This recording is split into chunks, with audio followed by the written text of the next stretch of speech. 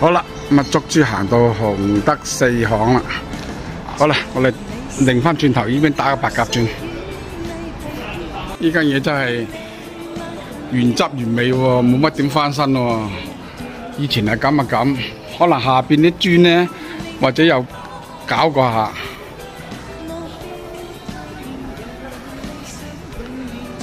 好啦，一路行上去，唉，揾翻舊時嘅記憶啊！呢度咧就凹咗落去，一個空地俾啲人喺度玩健身。嗱，呢啲咁都係啲西關趟籠嚟嘅。以前天氣熱啊嘛，咁你閂埋門嗰啲風又唔入到去嘅，咁啊趟籠味啲風味嘭嘭聲入去咯，咁啲賊入唔到去啊！嗱，呢個門咧有佢嘅獨特嘅特色嘅喎，係咪？啲木門嚟㗎，裏邊係趟籠咁，咁啊上面仲有一層。呢啲係原汁原味㗎啦，呢啲係冇乜點樣裝修過嘅，差唔多啦。可能個門面咧就放住，全部晾晒啲大底啊嗰啲，係咁㗎啦。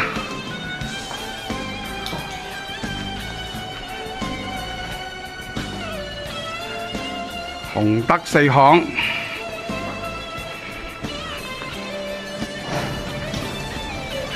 嗱，呢度掛住個南華西派出所個報警電話。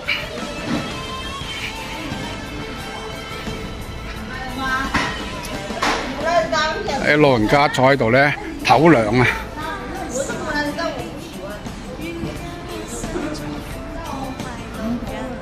呢度係洪德五巷。行下就行到洪德六巷啊！喺電線好似個蜘蛛網咁，呢度又有一種風景嚟嘅。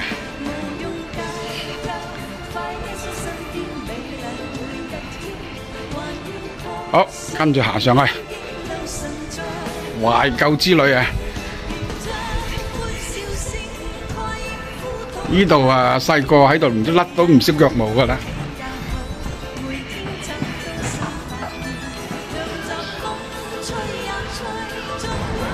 呢度係洪德七巷，懷舊之旅啊！